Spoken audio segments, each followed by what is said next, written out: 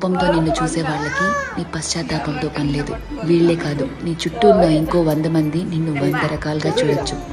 వాళ్ళందరూ వాళ్ళ లోపల ఉన్న ఎమోషన్తోనే నిన్ను చూస్తారు. నిన్నుగా చూడగలిగేది ఆ పైవాడి తర్వాత నువ్వు మాత్రమే.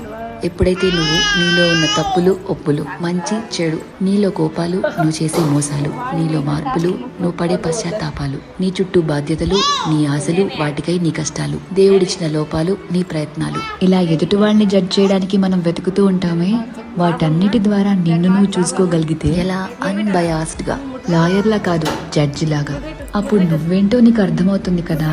అదే సెల్ఫ్ అవేర్నెస్ అంటే. సెల్ఫ్ అవేర్నెస్ నీకు చాలా ప్రశాంతతనిస్తుంది.